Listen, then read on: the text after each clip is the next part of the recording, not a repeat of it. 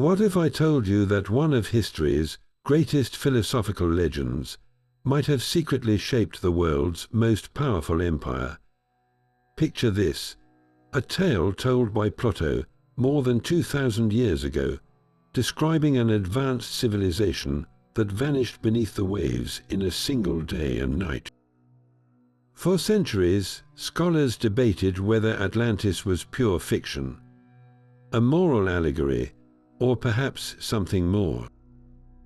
But what if this legendary story didn't just capture imaginations? What if it actually influenced the architects of the Roman Empire? Today, we're embarking on an extraordinary journey to explore the tantalizing possibility that Plato's account of Atlantis left an indelible mark on Rome's ideology, architecture, and even its vision of global domination. Think about the sheer scale of Rome's ambition. An empire that stretched from the misty highlands of Scotland to the sun-scorched deserts of Egypt, connected by marvels of engineering like aqueducts that defied gravity and roads that paved the way for millennia of progress. Romans didn't just build an empire. They built a legacy meant to echo through eternity. But where did this grand vision come from? Could it be that the philosophical ideals of Plato, especially his description of a perfect, powerful, yet fatally flawed civilization, resonated deeply with Rome's leaders? As we peel back the layers of history, we'll uncover startling parallels between Plato's Atlantis and the Roman world, from their shared emphasis on order and engineering to their obsession with destiny and divine favor. This isn't just a story about ancient texts or dusty ruins. It's about how ideas can travel across time and space, shaping the course of human history in ways we're only beginning to understand. You'll discover how Roman thinkers might have seen themselves as the heirs to Atlantis' legacy, not as a cautionary tale, but as a blueprint for building something even greater. And along the way, we'll confront some of history's most enduring questions. Can a story change the world? Did Plato's words inspire the Caesars? Join me as we dive into the evidence, the myths, and the mysteries that connect one of philosophy's greatest legends to one of history's greatest empires. To truly grasp the potential connection between Plato's Atlantis and the rise of Rome, we must first journey back to 4th century B.C. Athens and step into the sandals of the philosopher himself. Plato was not merely a storyteller. He was an aristocrat, a student of the great Socrates, and the founder of the Academy, the Western world's first institution of higher learning. Living in a time of political turmoil and Athenian decline following the Peloponnesian War, he was deeply preoccupied with a single, burning question: what constitutes a just and ideal society? His entire body of work, from the Republic to his final dialogues, is a relentless pursuit of this answer. It is within this context that we find the origins of Atlantis, nestled within 2 of his later works, Timaeus and Critias. These dialogues are presented not as Plato's own inventions, but as a recounting of a much older tale, allegedly shared with the Athenian lawgiver Solon by Egyptian priests during his travels. This framing device is crucial. By attributing the story to the wise Egyptians, whom the Greeks revered as ancient and venerable, Plato immediately lends an air of immense antiquity and profound truth to the narrative. So, what was his purpose? The city of Atlantis, as described, is a breathtaking paradox. It is a utopia gone wrong. It was a divinely planned, perfectly engineered paradise, a concentric rings of land and water filled with magnificent temples, bustling harbors, and advanced technology. Its people were initially noble, blessed by the gods, but over generations, their divine nature became diluted with mortal ambition. They grew arrogant, greedy, and power-hungry, launching a campaign to conquer the entire known world. It is only the virtuous, well-ordered city of ancient Athens, a stand-in for Plato's ideal state that successfully repels their invasion before a cataclysmic natural disaster sinks Atlantis beneath the ocean in a single day and night. This ending reveals the story's core function. It is a powerful moral and philosophical allegory. It serves as a stark warning about the corrupting nature of power, the fragility of civilization, and the divine punishment that awaits any society that abandons justice and moderation for imperialist expansion and hubris. He wasn't trying to write history as we understand it. He was using a compelling myth to illustrate a profound philosophical truth about the soul of a city and the inevitable downfall that follows moral decay. Understanding this original intent is the master key that unlocks everything. It allows us to ask a far more fascinating question than was Atlantis real? The question becomes, how did later civilizations, specifically the Romans, interpret this powerful story? Did they see the warning, or did they see a blueprint? Plato's description of Atlantis was designed to overwhelm the senses and ignite the imagination. He paints a picture of an island continent beyond the Pillars of Hercules, what we now call the Strait of Gibraltar, positioning it in the vast, unknown Atlantic Ocean. This was the edge of the known world for an ancient Greek, a place of mystery and possibility. The geography itself was a marvel of divine engineering. Atlantis was said to be composed of concentric rings of land and water, 2 of earth and 3 of sea, carved out by Poseidon himself to protect the central hill where the god settled with his mortal lover, Plato. At the very heart stood a magnificent temple dedicated to Poseidon, crafted from red, white, and black stone and adorned with precious metals, a shimmering beacon of power and piety. This wasn't just a city, it was a fortress, a holy site, and an engineering masterpiece all in one. The civilization that thrived within these rings was nothing short of miraculous for its time. Plato describes a land of incredible natural abundance, where elephants roamed and every kind of food could be cultivated. The Atlanteans harnessed this wealth, building a sophisticated network of canals, bridges, and tunnels that connected the rings, allowing ships to sail directly into the heart of the city. They heated their baths using natural hot springs, a detail that suggests an advanced understanding of geothermal energy. Their architecture was grandiose, with walls plated in bronze, tin, and the mysterious metal orichalcum, which gleamed like fire. They constructed massive harbors, teeming with vessels and traders from every corner of their empire, which itself stretched across continents. This was a society that had mastered its environment, achieving a level of technological and architectural prowess that would have seemed almost godlike to Plato's audience. But the true power of the story lies in its tragic conclusion. For all their advancement, the Atlanteans fell victim to their own humanity. As Plato writes, initially, the divine portion within them remained strong, and they were gentle and wise. But this divine nature gradually faded, diluted over generations by repeated mixing with mortal stock. Their virtue eroded, replaced by unchecked ambition and hubris. They ceased to be satisfied with their paradise, and embarked on a campaign of violent imperial expansion, seeking to subjugate the entire Mediterranean world. It was only the modest, well-ordered city of ancient Athens, Plato's philosophical ideal, that stood against them and won.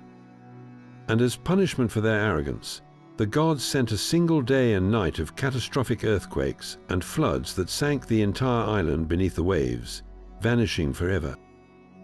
For an ancient audience, this narrative was profoundly compelling on multiple levels. On one hand, it was a thrilling adventure story, a tale of a lost world filled with wonders and a dramatic, apocalyptic ending. It tapped into a universal curiosity about the unknown and a deep-seated fascination with the power of the gods to create and destroy. But on a much deeper level, it served as a powerful moral and political lesson. In an era of constant war and shifting alliances, the story of Atlantis was a cautionary tale about the fragile nature of civilization. It warned that no matter how advanced, wealthy, or powerful a society becomes, it is always vulnerable to internal decay. Hubris, greed, and the abandonment of justice invite divine retribution.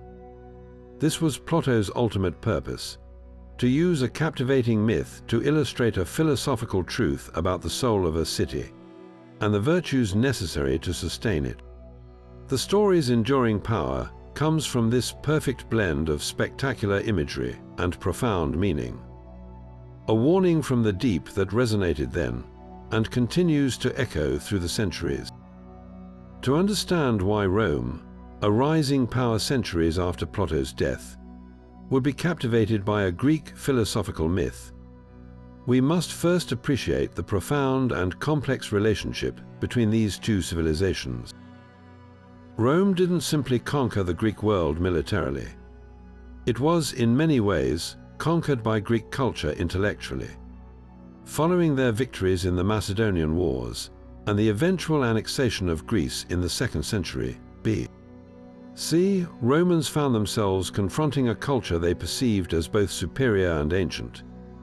Greek art, literature, rhetoric, and philosophy flooded into Rome, carried by educated slaves, diplomats, and looted treasures. For the Roman elite, a Greek education became not just a status symbol, but a necessity for political and social advancement. They sent their sons to be educated by Greek tutors in Athens or Rhodes, and they filled their libraries with scrolls of Greek thinkers. This was more than mere fashion. It was a wholesale adoption of an intellectual framework. Romans came to see Greek philosophy not as foreign speculation, but as the highest form of knowledge, a system for understanding the universe, ethics, and governance. This cultural absorption meant that the works of Plato were not obscure texts, gathering dust in a corner of a library. They were central to the education of Rome's most powerful men. Figures like Cicero, a towering statesman and orator, were deeply schooled in Platonism. He even translated parts of Plato's Timaeus, the very dialogue that introduces Atlantis, into Latin, making it accessible to a wider Roman audience. Cicero didn't see Plato as a relic. He saw him as a vital guide for republican virtue and philosophical inquiry. Later, during the imperial period, Stoic emperors like Marcus Aurelius drew heavily on Platonic ideas about order, justice, and the soul. For these Roman thinkers, Plato's stories were not mere fables. They were layered allegories containing hidden truths about human nature, the dangers of tyranny, and the ideal state. The tale of Atlantis, with its dramatic rise and fall, would have been read as a powerful political commentary relevant to their own expanding empire. It served as a timeless lesson on the causes of imperial collapse, a theme any Roman ruler would be wise to ponder. Therefore, Rome cared about Plato's tale because it had fully integrated the Greek philosophical tradition into its own worldview. The story of Atlantis arrived in Rome not as a strange foreign myth, but as a seminal text from the most respected intellectual tradition they knew. It offered a grand narrative that resonated with their own experiences, a story about engineering marvels, vast empires, divine favor, and the peril of overreach. For a civilization obsessed with its own legacy and perpetually anxious about decline, the fate of Atlantis was more than a story. It was a mirror, a warning, and perhaps for some, a challenge. This deep engagement with Platonic philosophy brings us to a pivotal question. Beyond simply appreciating the story, did Plato's core ideas, especially those about the ideal state, actually seep into the bedrock of Roman political thought? To find out, we need to shift our gaze from the mythical Atlantis to Plato's more overtly political work, the Republic, and follow its journey to Rome. In that foundational text, Plato argues that a just state can only be achieved through a rigid, hierarchical structure led by a class of philosopher kings, individuals who rule not out of desire for power, but from a deep understanding of truth and goodness. For a Roman aristocrat like Cicero, this wasn't just abstract theory. It was a compelling framework that resonated with his own world. Living through the violent death throes of the Roman Republic, Cicero watched as ambitious generals and politicians tore the state apart for personal glory. In Plato's vision, he saw a potential antidote to this chaos, a call for governance based on wisdom and virtue rather than brute force or popular appeal. Cicero's own works, particularly De Republica, or On the Republic, are a direct dialogue with Plato's ideas, though they are far from a simple copy. He adapts the Greek concept of the philosopher king into a distinctly Roman ideal. The rector rei publici, or the perfectus orator, a wise statesman who guides the republic with eloquence, justice, and selfless duty. This leader wouldn't be an absolute monarch like Plato's philosopher king, but a steward of the existing Roman system, upholding the law and the mos maiorum, the ways of the ancestors, for the common good. Cicero essentially took Plato's philosophical blueprint and ran it through the practical, legal-minded filter of the Roman senatorial class. He was attempting to build a philosophical foundation for the Republic's survival, arguing that its collapse wasn't inevitable if it could be led by men trained in both rhetoric and philosophy, who understood justice as Plato defined it, everyone performing the role they are best suited for the benefit of the whole. The influence likely didn't stop with Cicero. The Stoic philosophers who advised early emperors, like Seneca the younger tutoring Nero, often blended Stoic ethics with Platonic ideals of order and justice. While a Roman emperor was the antithesis of a philosopher king by Plato's pure definition, the idea of a ruler educated in philosophy and tempered by virtue became a powerful ideological tool. It helped legitimize the imperial office by suggesting the emperor wasn't just a warlord, but a wise steward of civilization itself, a concept that echoes Plato's guardian class. This philosophical undercurrent provided a moral vocabulary for statecraft, encouraging a vision of empire not merely as conquest and exploitation, but as a form of governance that could theoretically bring order, justice, and peace to a chaotic world. It was a way to justify Roman hegemony by painting it with the brush of philosophical necessity, a notion that would have been far less potent without the groundwork laid by Plato's exploration of the ideal state. So, what were Cicero's own thoughts on the Atlantis narrative? While he never wrote a dedicated treatise on the lost continent, his engagement with the story is far more revealing than a simple mention would be. His translation of a portion of Plato's Timaeus is itself a monumental clue. This wasn't a casual project. It was a deliberate act of cultural transmission, making a core Platonic text accessible to the Latin-speaking Roman elite. By choosing to translate the very dialogue that introduces Atlantis, Cicero was signaling its profound importance. He wasn't just interested in the cosmology of Timaeus. He was captivated by the entire package, the myth, the philosophy, and the warning it contained. In his own political works, we see the essence of the Atlantis allegory reframed for a Roman audience. Cicero lived through the final, bloody decades of the Republic, witnessing the kind of moral decay and hubristic ambition that Plato had warned about centuries earlier. He saw powerful figures like Catiline, and later Julius Caesar, place personal glory above the stability of the state, tearing the Republic apart in the process. In his philosophical dialogues, Cicero constantly returns to the theme of cyclical history and the inevitable decline of states that abandon virtue. This is where we see the clearest absorption of the Atlantis idea, not as a literal place, but as a philosophical pattern. In his work on the Republic, Cicero includes the famous Dream of Scipio, a vision in which the protagonist is lifted into the heavens and shown the smallness of earth and the futility of earthly glory. This directly echoes the cosmic perspective and the theme of divine judgment present in Plato's tale. More importantly, Cicero repeatedly argues that empires fall not because of external threats, but because of internal rot, the exact same fatal flaw that doomed Atlantis. He warns that luxury corrupts, that power without wisdom is tyranny, and that a state which forgets justice is destined for collapse. These are not just general platitudes.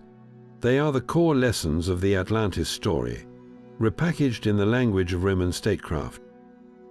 Cicero essentially became a conduit for Plato's warning, using his own formidable influence to argue that Rome could avoid the fate of that legendary civilization if its leaders adhered to justice, moderation, and selfless duty. He saw in Plato's allegory a timeless truth relevant to his own empire's moment of crisis, and he worked tirelessly to inject that philosophical vaccine into the body politic of Rome. Now, let's turn our attention from the philosophical halls of Cicero to the poetic realm of Virgil, where myth and national identity intertwine. If Cicero represents the intellectual absorption of Plato's ideas, then Virgil embodies their transformation into a grand, foundational narrative for the Roman people. His epic masterpiece, the Aeneid, commissioned by the first Emperor Augustus, is far more than a collection of heroic adventures. It is Rome's origin story, purpose-built to legitimize the new imperial regime by connecting it to the heroic past of Troy and the gods themselves. And within its verses, we can detect fascinating echoes of the very themes that made Plato's Atlantis so compelling. The catastrophic destruction of a great city, a perilous journey across the sea, and the divine mandate to build a new civilization destined for greatness. Consider the powerful parallels in their opening acts. Plato's Atlantis story begins with its utter annihilation, a punishment from the gods that erases a once mighty power from the earth in a single violent day and night. Similarly, the Aeneid opens in medias res with its hero, Aeneas, fleeing the burning wreckage of Troy. He isn't just escaping a lost battle, he is witnessing the complete and total destruction of his entire world, a cataclysm sent by the gods who have turned against his city.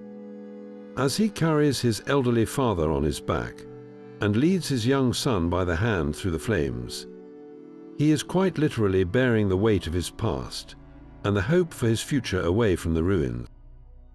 This imagery of a civilization brought low by divine will, of a single survivor charged with preserving its legacy, resonates deeply with the fate of Atlantis. Both narratives use a great destruction as the crucible that forges a new destiny, but the connection goes deeper than just a shared theme of catastrophe. The core journey of Aeneas mirrors the philosophical undercurrent of Plato's allegory. Atlantis fell because its people succumbed to hubris and forgot justice. Their story is a warning. Aeneas, by contrast, is presented as the antidote to that decay. His entire quest is defined by his unwavering commitment to his duty, his pietas, a profound sense of loyalty to his family, his gods, and his destiny. He repeatedly sacrifices his personal desires for this greater cause. When he leaves the comfort of Carthage and the love of Queen Dido, it is to fulfill the prophecy that he must found a new city in Italy. This selfless virtue is the very quality the Atlanteans lost, making Aeneas the ideal philosophical hero. a man who resists the corrupting pull of power and passion that doomed the legendary civilization. Most crucially, both stories are fundamentally about the founding of a world-altering civilization, but with a critical difference in perspective. Plato uses the founding and fall of Atlantis as a cautionary tale about the end of an empire. Virgil seizes on the concept of foundation, but flips it into a story about glorious beginning. The destiny Aeneas is working toward is the rise of Rome itself. Jupiter's prophecy in the epic explicitly lays out a future of limitless empire and eternal rule for the descendants of Aeneas. So, while Plato warned against the pride of imperial expansion, Virgil seems to be celebrating it as a divinely ordained fate. This raises a tantalizing possibility that Virgil, steeped in Greek learning and philosophy, wasn't just vaguely inspired by myths of fallen cities. He may have been consciously adapting the potent narrative structure of Plato's Atlantis, a story of destruction, journey, and founding, but repurposing it to serve a new national ideology. He took the philosophical warning and transformed it into a promise, suggesting that Rome, if it held fast to the virtues of its founder Aeneas, could avoid the fatal flaws that sank Atlantis and instead achieve a perfected, eternal version of that legendary power. While Cicero and Virgil engaged with Plato's ideas in philosophical and poetic terms, the Roman historians approached the past with a different mandate: to document, to explain, and often to moralize. So, did titans of Roman history like Livy and Tacitus directly chronicle the story of Atlantis itself? The answer is a fascinating no, but their silence is itself deeply revealing. These historians were not mythographers collecting fantastical tales. They were constructing a national narrative, and their omission of Atlantis tells us they viewed it not as history, but as a purely Greek philosophical allegory. Livy, writing his monumental History of Rome during the reign of Augustus, began with the humble origins of the city, carefully weaving together legend and fact to create a dignified and moralistic ascent to greatness. For Livy, Rome's own foundation myths involving Romulus, Remus, and the she-wolf were potent enough. They served the same nationalistic purpose that the story of Aeneas did, to provide a divine and heroic origin. Introducing a catastrophic, sunken civilization like Atlantis would have complicated his patriotic project, potentially painting Roman power as just another cycle in a pattern of inevitable decline, rather than a unique and destined rise. Tacitus, writing later during the height of the empire, took an even more critical and pragmatic view. In works like his Annals, he chronicled the corruption and decadence of the imperial court with a sharp, cynical eye. While he never names Atlantis, the theme he explores is precisely the one central to Plato's tale: the internal decay of a powerful state.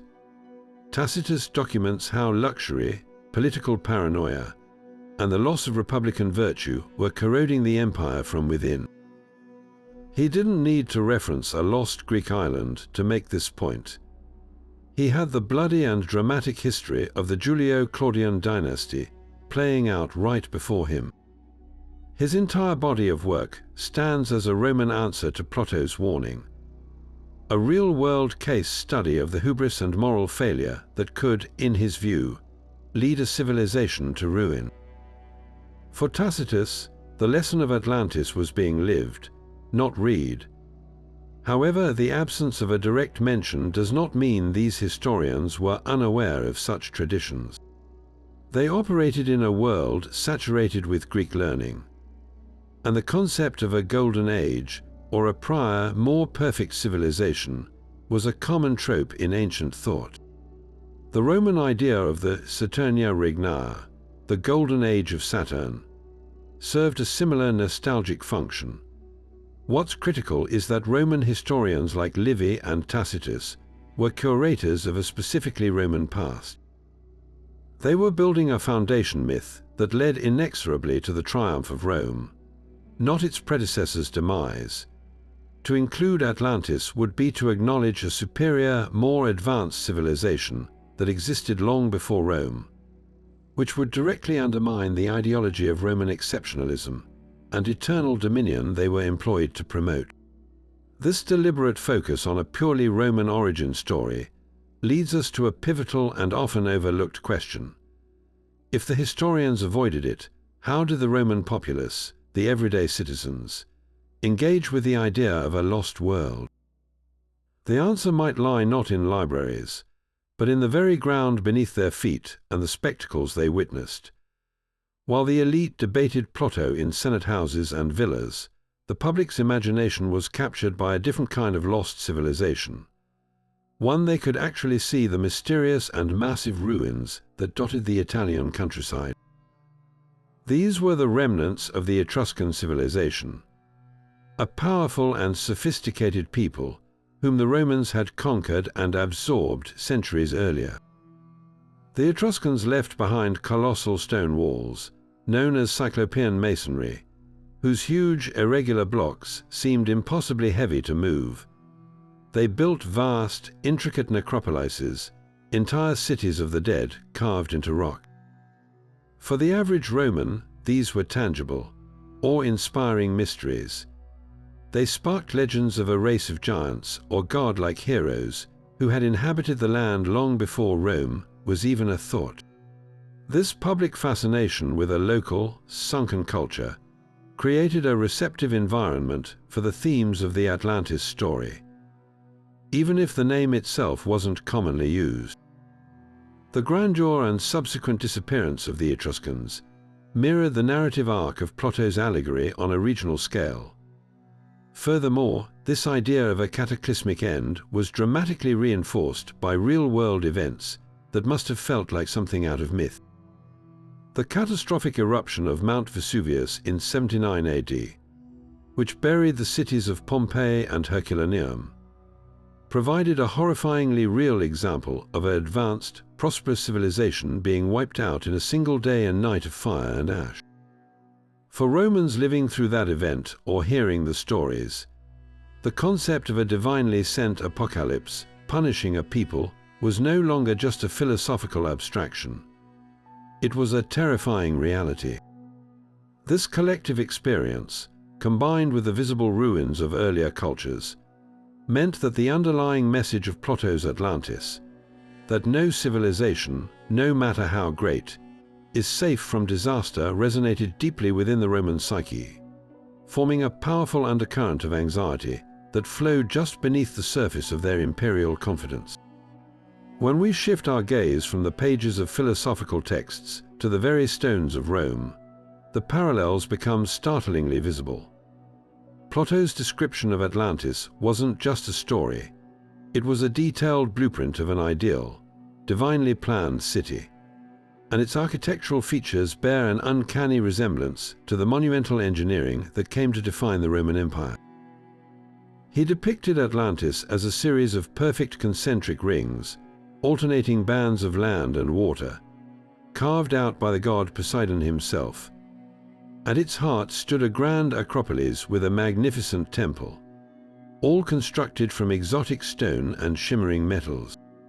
This was a city designed from the center outward, a manifestation of perfect order and control over the natural environment.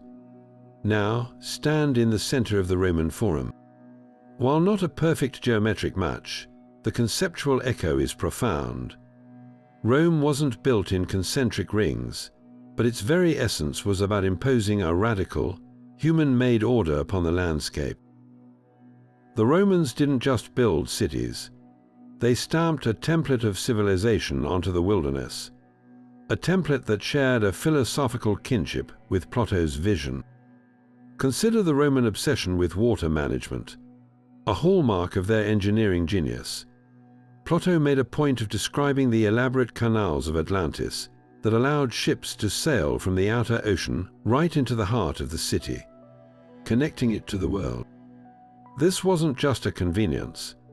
It was a symbol of a civilization so advanced it could replumb the very geography to serve its needs. The Romans took this concept and made it a breathtaking reality. They built artificial harbors like Portus at Ostia, creating a safe, circular haven for ships where nature had provided none. They constructed vast networks of aqueducts that sliced through mountains and spanned valleys to bring fresh water directly into the center of their cities, fueling public baths, fountains, and sewers. This wasn't merely functional. It was a statement of power. Just as the canals of Atlantis demonstrated mastery over the sea, Rome's aqueducts demonstrated mastery over the land itself, turning chaotic nature into a disciplined, life-giving utility.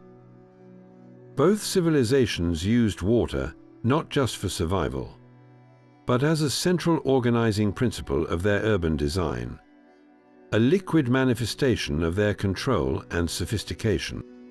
Then there is the matter of the sacred center. In Atlantis, all power and divinity radiated from the central temple complex, a place of awe-inspiring scale and beauty meant to humble its citizens and honor the gods. Roman urban planning followed this sacred geometry with meticulous precision. Every Roman city, from Rome itself to the farthest frontier outpost, like Timgad in North Africa, was organized around two central axes, the Cardo and Decumanus. Where these main streets crossed, you would find the Forum the political, religious, and social heart of the city. Surrounding this core were the most important structures: the temple to the Capitoline Triad, the Basilica for law and commerce, and the Curia for governance. This layout was a physical manifestation of the Roman worldview: order, hierarchy, and divine favor emanating from a single, powerful center. It was a philosophical concept made stone, echoing the centralized, hierarchical planning of Plato's lost city. Could this be mere coincidence? It seems unlikely. Roman architects and engineers were deeply educated men, often part of the elite class, who were steeped in Greek literature and philosophy. While they may not have been trying to literally reconstruct Atlantis, they were absolutely inspired by the Greek ideal of the perfect city. The description in Plato's dialogues provided a powerful image of what a divinely favored, technologically triumphant, and perfectly ordered metropolis could look like. It was a vision of utopia made concrete, and for the Romans, who saw themselves as the heirs to Greek culture and the new masters of the world, it became a challenge to be met and surpassed. They may not have built rings of water, but they built rings of walls, like the Aurelian walls that later encircled Rome.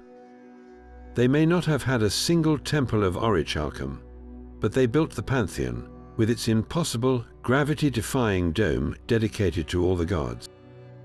In doing so, they weren't just constructing buildings. They were building a legend, crafting an empire whose very stones whispered that they had achieved what even the gods of Atlantis could not, an eternal city. To explore the potential religious and mythological connections between Rome and the tale of Atlantis, we must first understand the unique and pragmatic nature of Roman spirituality. Unlike the philosophical depth of the Greeks, Roman religion was fundamentally a contract with the divine, a system of rituals and vows designed to secure the favor of the gods for the state, the family, and the individual. They were masters of syncretism, effortlessly identifying their own gods with foreign deities and absorbing useful cults and practices from the cultures they encountered. This openness to new ideas makes it entirely plausible that the themes of a powerful story like Atlantis could seep into the broader religious and mythological consciousness, even if the name itself wasn't worshipped. When we scrutinize the Roman pantheon for direct parallels, the figure of Neptune emerges as a prime candidate. The Roman god of the sea was a direct import of the Greek Poseidon, the very deity who, according to Plato, fathered the kings of Atlantis and shaped its concentric rings. In Roman culture, Neptune held a significant but complex position. While he was a major god, his worship never quite reached the zenith of Jupiter or Mars, the patrons of the sky and war. This might actually make sense in the context of the Atlantis narrative. Poseidon's role in the story is that of a creator who ultimately abandons his creation to destruction.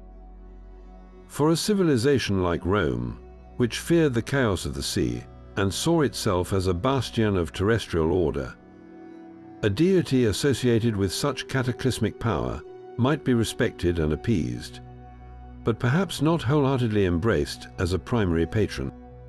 The cult of Neptune was often associated with sailors and horses, but it lacked the deep, foundational myths of a civilization shaper that Plato ascribed to Poseidon.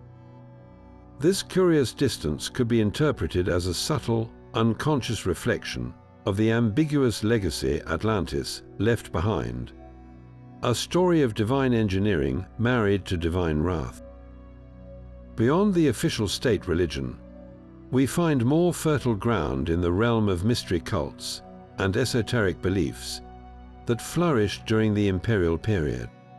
One of the most significant was the cult of Isis, the Egyptian goddess whose worship promised salvation and rebirth. Her mythology involved the death and resurrection of her husband Osiris, and she was profoundly connected to the waters of the Nile and the concept of life emerging from the primordial flood. The appeal of Egyptian wisdom to the Romans cannot be overstated. They viewed Egypt as the ancient source of all mystical knowledge, mirroring the very framing device Plato used for his Atlantis story, that it was a secret history passed from Egyptian priests to the Greek Solon. It is not a huge leap to suggest that within the mystical, initiatory teachings of the Isis cult, or other esoteric schools, the idea of a prior, advanced civilization lost to the waves could have circulated as a powerful allegory for spiritual death and rebirth, a cyclical view of history that resonated with the anxieties of the time.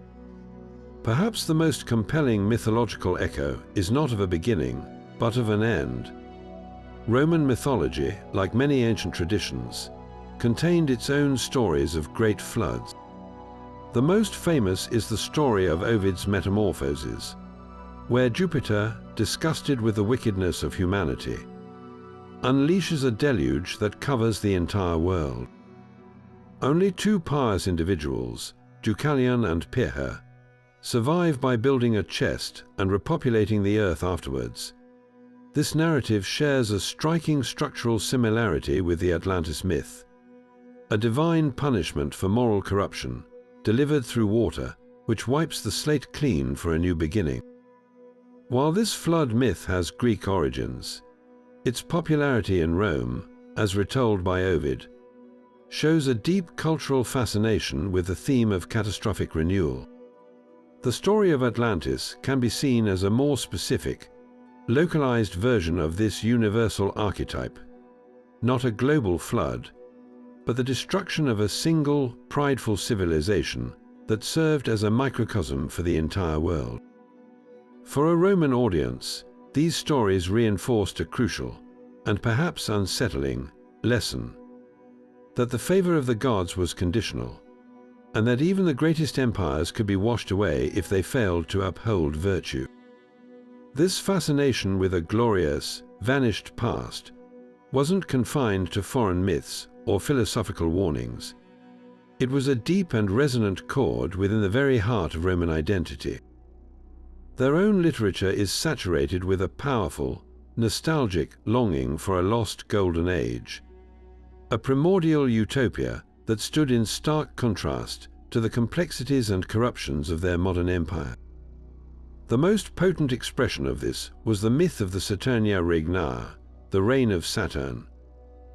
According to their legends, this was a time long before Jupiter ruled the gods, when his father Saturn presided over a perfect era on Earth. It was an age of spontaneous abundance, where the earth gave its fruits without the need for labor, where spring was eternal, and where humanity lived in peace and innocence, utterly ignorant of war, commerce, or the concept of private property. There were no cities, no laws, and no ships because there was no desire to travel or conquer. This vision, articulated most beautifully by poets like Ovid, presents a utopia defined by its simplicity, its harmony with nature, and its total absence of the striving ambition that would later define Rome itself. When we place this Roman Golden Age alongside Plato's description of Atlantis, we are faced with a fascinating paradox. On the surface, they appear to be polar opposites. Plato's Atlantis is the ultimate vision of a sophisticated, hyper-advanced civilization. It is a marvel of technology, architecture, and imperial organization. It is all about human achievement, the mastery of nature through engineering, and the complex structures of a powerful state. The Saturnian age, by contrast, is a vision of pre-civilization. It is anti-technology, anti-ambition, and anti-complexity. One is a utopia of human triumph, the other a utopia of human innocence. Yet, despite these surface differences, they serve an almost identical symbolic function and share a crucial, tragic commonality. They are both irrevocably lost, and their loss is directly tied to a moral failing. Both narratives are used as a powerful measuring stick against which the present is found wanting.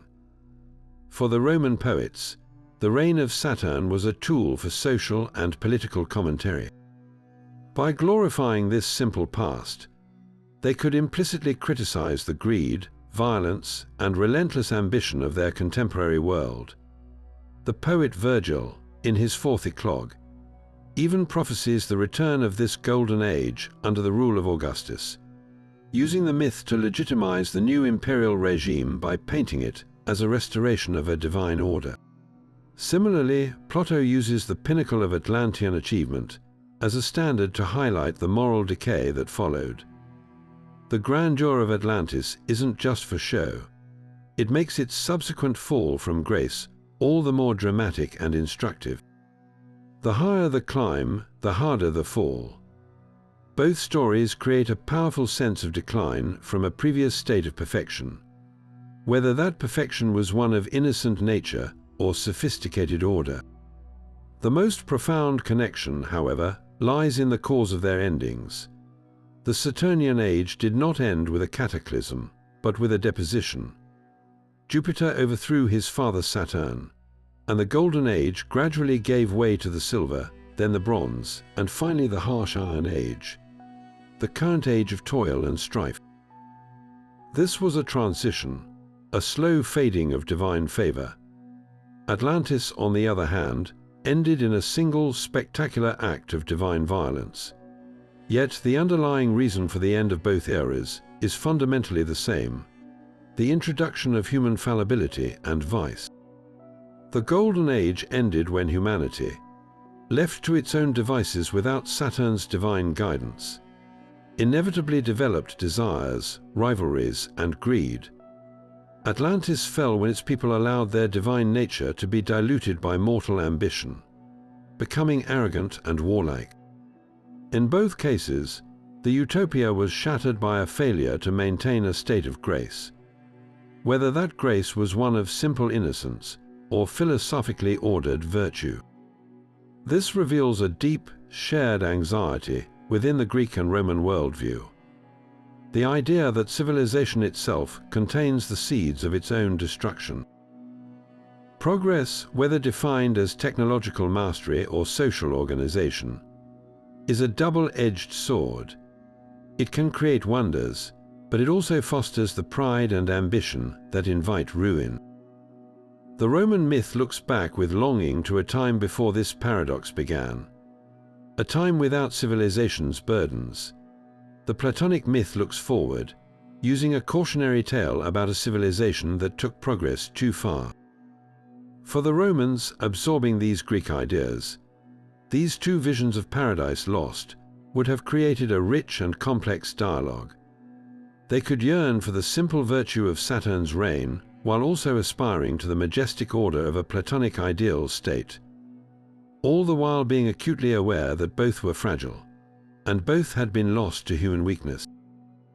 This cultural memory of a fallen ideal, in all its forms, provided a constant moral compass, a reminder that no matter how great an empire becomes, it must vigilantly guard against the internal decay that doomed the Golden Age, whether it was one of innocence or of power.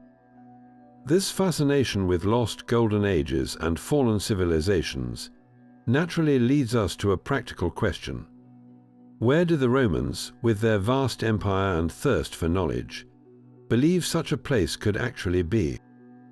To understand that, we must step into the sandals of a Roman scholar gazing at a map of the world. Their geographical understanding was a fascinating blend of meticulous observation, inherited Greek learning, and pure speculative myth. The world as they knew it was centered on the Mediterranean Sea, the Mare Nostrum or Our Sea, which was meticulously charted with coastlines, ports, and trade routes. Beyond its familiar shores, however, the maps dissolved into terra incognita, filled with the whispers of monsters, marvels, and mysterious lands described by poets and historians. It is in this shadowy realm of the unknown that the idea of Atlantis found a comfortable home. For a Roman reading Plato, the most tantalizing clue was always the location. Atlantis was said to lie beyond the Pillars of Hercules, which they knew as the Strait of Gibraltar.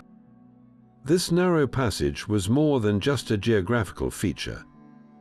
It was the ultimate psychological boundary between the ordered, civilized world and the vast, chaotic unknown of the Atlantic Ocean. To sail beyond the Pillars was to venture into a realm of legend.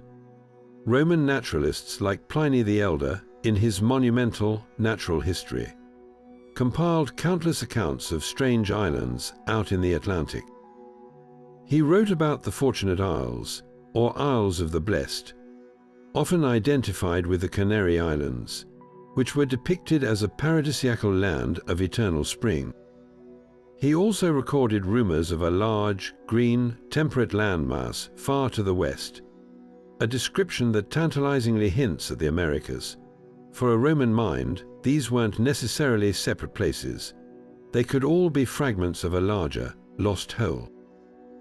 Could the Fortunate Isles be the mountain peaks of a sunken Atlantis? It was a compelling and logical speculation for an era without satellite imagery. This wasn't just the stuff of armchair philosophers. Roman exploration occasionally pushed against these boundaries, adding fuel to the speculative fire. There is evidence that Roman vessels, either through deliberate exploration or being blown off course, did reach islands like the Azores and Madeira. Archaeologists have even found Roman coins and pottery fragments in the Americas, though these were likely the result of sporadic, accidental voyages rather than organized colonization. But for the Romans back home, stories from returning sailors about lush, uninhabited islands in the Great Ocean would have perfectly matched the description of a fertile, capable land like Atlantis. These real, albeit rare, voyages provided just enough tangible evidence to make the myth feel plausible. It transformed Atlantis from a pure philosophical allegory into a potential historical reality, waiting to be rediscovered in the unmapped oceans. Furthermore, the Romans had a unique way of processing such information through their own cultural lens. They were phenomenal assimilators, and they had a habit of mapping new myths onto their own existing stories. The most striking example of this is the legend of the lost continent of Meropes, described by the Greek writer Theopompus. He spoke of a gigantic landmass beyond the known world, home to a race of giants. When this story reached Rome, it didn't exist in a vacuum. It would have been compared and potentially conflated with both Plato's Atlantis and their own native legends of a Saturnian golden age on Earth.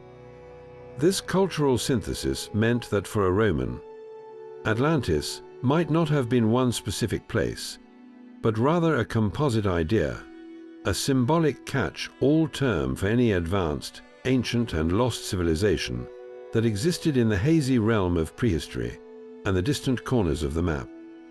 It was the ultimate "there be dragons" space on their charts.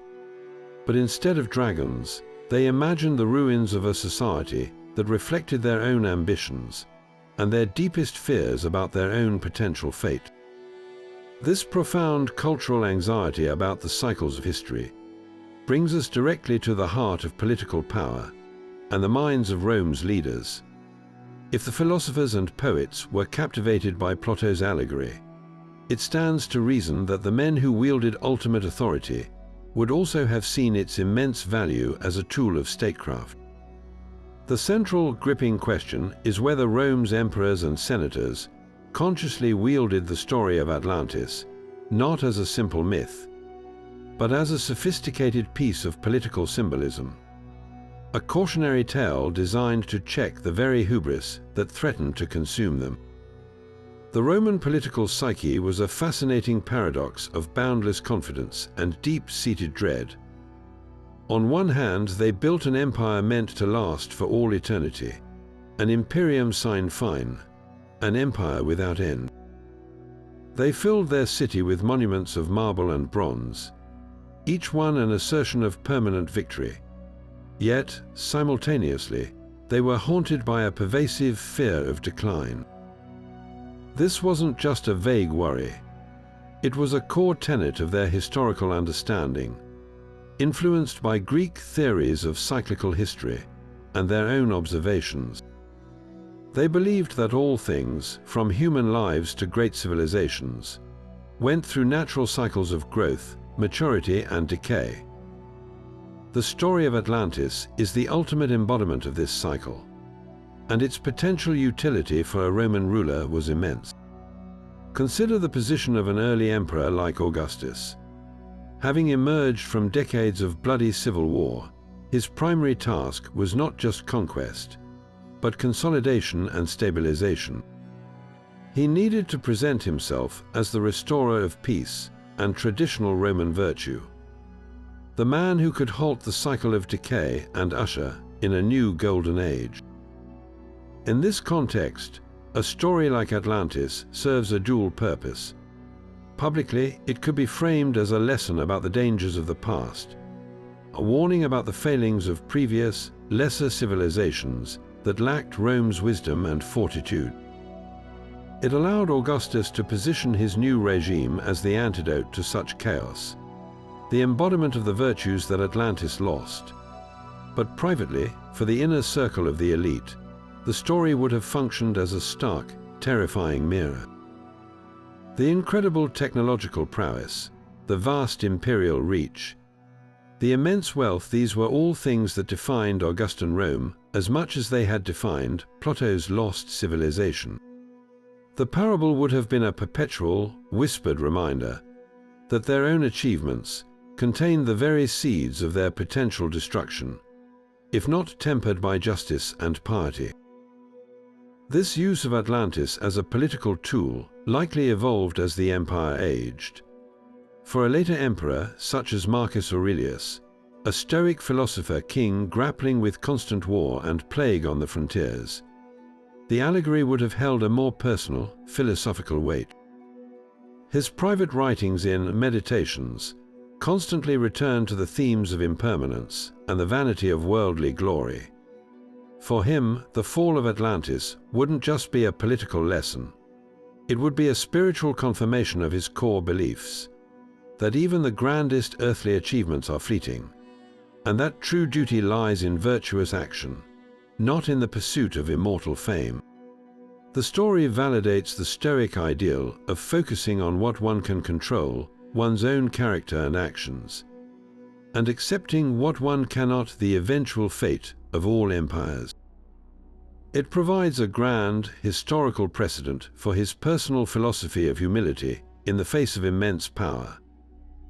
However, the most chilling and potent application of the Atlantis warning would have been its use as a rhetorical weapon within the cutthroat world of senatorial politics. Imagine a senator opposing the grandiose building projects or aggressive military campaigns of a domineering emperor. What more powerful critique could there be than to invoke, even indirectly, the ghost of Atlantis?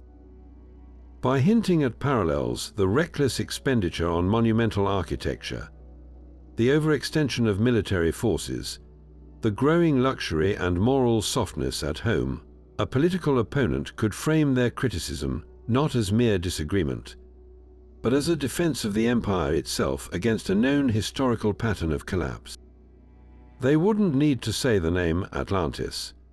They could simply speak of the fate of those who overreach, or the divine anger that follows hubris. And every educated person in the room would understand the profound allusion. In this way, Plato's story became a coded language, a way to voice dangerous political dissent under the protective veil of philosophical discourse and ancient myth.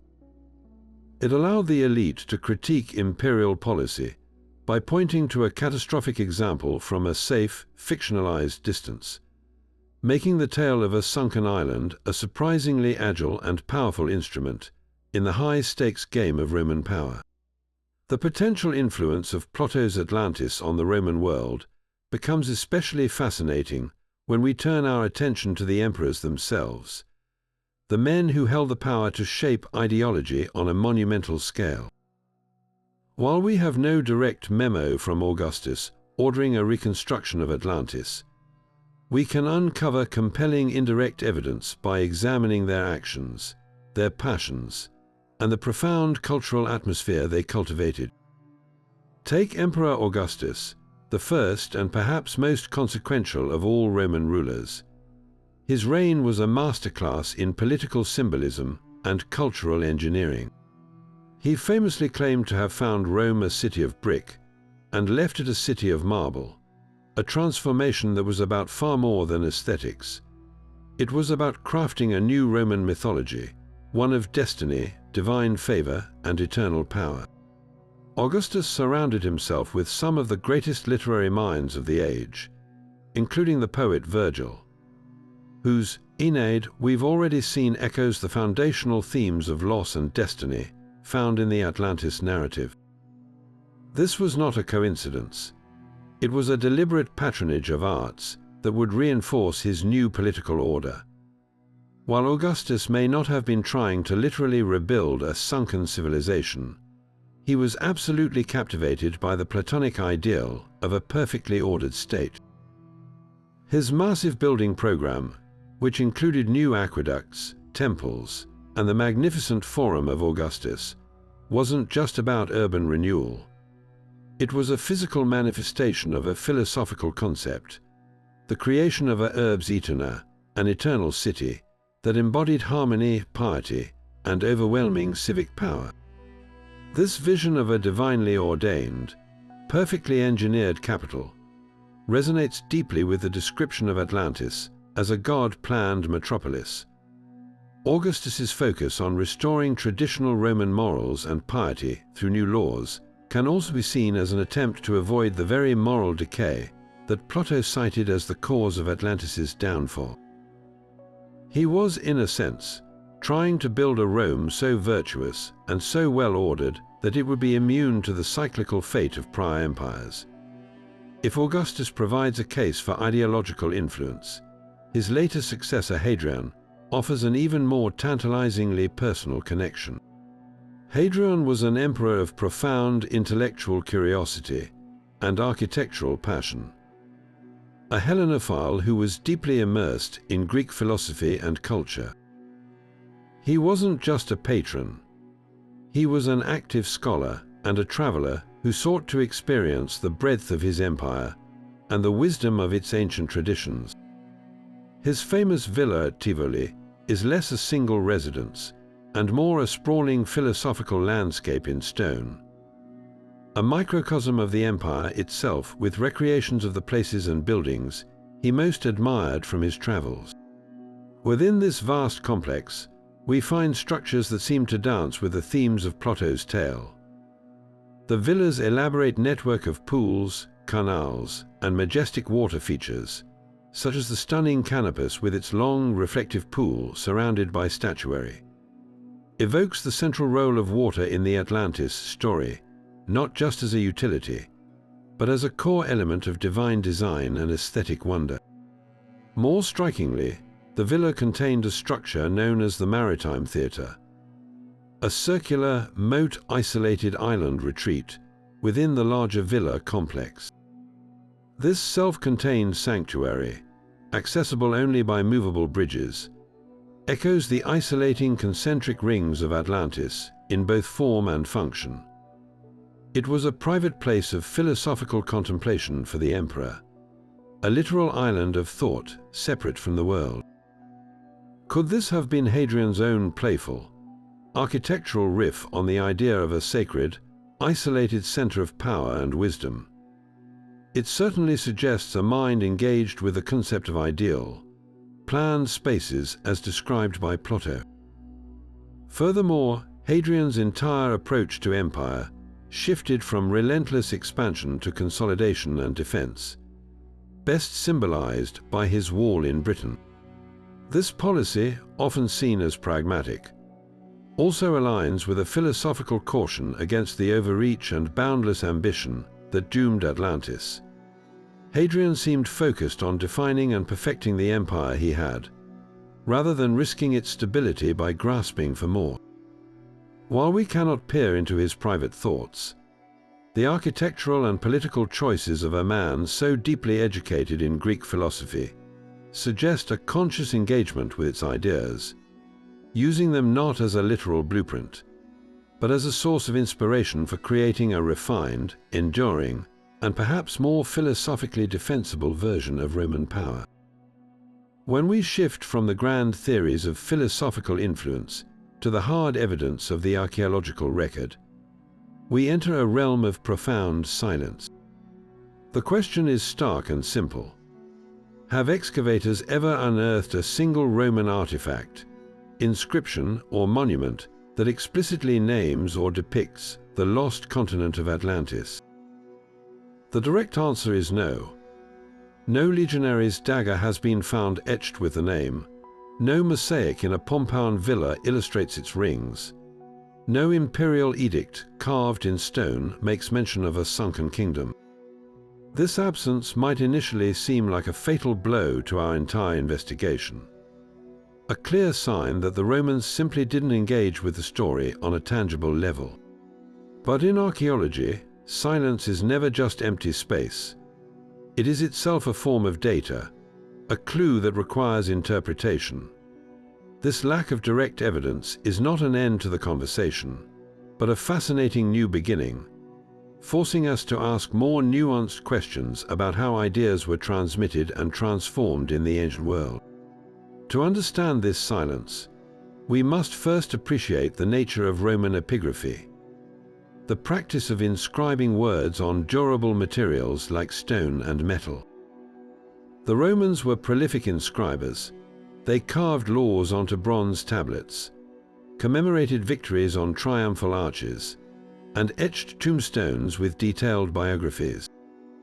But what they chose to immortalize in this permanent medium was almost exclusively practical, official, or devotional. Inscriptions recorded the dedication of a temple, the career of a senator, the boundaries of a property, or a vow made to a god. Philosophical allegories and poetic myths, by contrast, lived in a different realm. They were the domain of the papyrus scroll, the wax tablet, the animated discussion in a villa's library, or the recitation of a poet in a theater. These were mediums of incredible intellectual vibrancy, but they were also tragically ephemeral. A papyrus scroll might last a century in a dry climate. A spoken conversation vanishes instantly. The durable stone inscription was for the bones of the state, while the flesh and blood of ideas like Atlantis flowed through more perishable channels. The absence of Atlantis on a monument is less a dismissal of its importance and more a testament to its classification as a literary and philosophical concept, not a matter of state record. Furthermore, the Romans had a distinct cultural habit of translating and adapting Greek concepts into their own native terminology, effectively creating a linguistic filter. We see this with their gods. They didn't worship Zeus, they worshipped Jupiter, though they recognized them as the same. Similarly, they might not have discussed Atlantis as a proper name, but rather engaged with its core themes using their own vocabulary and mythological frameworks. A Roman poet or senator warning of hubris might invoke the fate of arrogant Carthage, drowned in its own harbor and sown with salt, rather than a lost Greek island. A statesman cautioning against luxury might point to the moral decay that followed the conquest of the wealthy East, not the dilution of a divine bloodline. The idea of a civilization being punished for its pride was a universal archetype, and the Romans had a rich tapestry of their own historical and legendary examples to draw from. They didn't need to reference Atlantis by name to debate its central philosophical warning. They had already absorbed the lesson and applied it to their own world, using their own cast of characters and historical events. This process of cultural translation leads us to the most compelling pieces of potential archaeological evidence, which are not literal mentions of Atlantis, but artifacts that speak to the Roman engagement with the worldview that made the story plausible. Consider the stunningly detailed Antikythera mechanism, a 1st century BC Greek analog computer found in a Roman shipwreck. This intricate bronze device, with its gears tracking the movements of the planets and predicting eclipses, reveals a level of technological sophistication that would have been utterly breathtaking to a Roman observer. For an educated Roman, such an object wouldn't just be a fancy clock. It would be proof that ancient civilizations could achieve wonders that seemed almost magical. It directly supports the kind of thinking that makes an advanced Atlantis believable. Similarly, the discovery of massive, mysterious ruins would have fueled the imagination. The colossal, polygonal walls of places like Alatri or Norba in Italy, whose origins were even ancient to the Romans, were often attributed to a mythical race of cyclopes. When a Roman engineer or general gazed upon these impossible structures, they were confronted with tangible proof of a lost, superior technology. These weren't called Atlantean, but they served the same mythological function. They were evidence of a golden age, a time when giants or demigods walked the earth and built on a scale that dwarfed contemporary efforts. Perhaps the most significant archaeological silence, then, is not about Atlantis itself, but about the Roman reaction to their own discoveries of lost worlds. The eruption of Vesuvius in 79 AD didn't just bury two towns. It created a perfect, horrifying time capsule of a living civilization instantly frozen in its final moments. The subsequent excavations, initiated by emperors like Titus, would have been an uncanny archaeological mirror to the Atlantis myth. Here was a real, advanced, and prosperous culture Roman, yes, but a snapshot of a way of life utterly obliterated in a single day and night of cataclysm. The objects pulled from the ash, the carbonized loaves of bread, the tragic body casts of the victims, the gorgeous frescoes preserved under the pumice, provided a visceral, physical connection to a sudden and total disaster. This wasn't a story from a scroll anymore. It was a real-world event that confirmed the core truth of Plato's allegory. That civilization is fragile, and the gods could reclaim their gifts in an instant. The psychological impact of Pompeii on the Roman mind cannot be overstated. It made the theme of Atlantis immediate and real, transforming it from a philosophical abstraction into a demonstrable historical fact within their own empire. The lack of an inscription saying, "This is like Atlantis," is irrelevant. The experience itself would have been a far more powerful and unforgettable confirmation of the story's deepest meaning. To truly grasp the potential parallels, we must first hold these two foundational stories side by side and examine their core components. On one hand, we have Plato's meticulously crafted philosophical allegory of Atlantis, a tale of divine creation and catastrophic punishment set in a distant, mythical past. On the other, we have the raw, earthy legend of Romulus and Remus, Rome's own origin story, which feels less like a philosophical lesson and more like a prehistorical drama filled with passion, violence, and primal struggle. At first glance, they appear to be entirely different kinds of narratives. Yet when we sift through the layers, we find they are built from surprisingly similar mythological raw materials. Both stories are fundamentally about the founding of a great city. And in both cases, this founding is a direct result of divine intervention and favor. For Atlantis, the god Poseidon is the literal architect. He falls in love with a mortal woman, Cleito, and to protect her, he carves the magnificent concentric rings of the island, personally shaping its geography and establishing its royal bloodline. The city is divinely planned from its very first moment. The Roman myth, while less technologically grand, follows a similar celestial blueprint. The twins Romulus and Remus are not just any orphans. They are the sons of the war god Mars and the princess Silvia, making them demigods. Their salvation from the Tiber River is orchestrated by the gods. A she-wolf, sacred to Mars, suckles them, and a woodpecker, another bird sacred to the god, brings them food.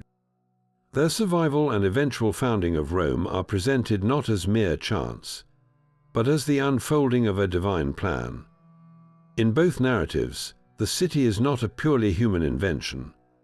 It is a project initiated or protected by the gods, granting it a sense of destined importance from its very inception. This theme of divine origin is powerfully linked to a shared motif of catastrophic or violent beginnings. Atlantis's cataclysm is its end, but for Rome, the catastrophe is its bloody birth. The story of Romulus and Remus is bookended by violence. It begins with the usurpation of their grandfather, King Numitor, and the forced imprisonment of their mother. It culminates in the most defining and brutal moment of the legend, the fratricide.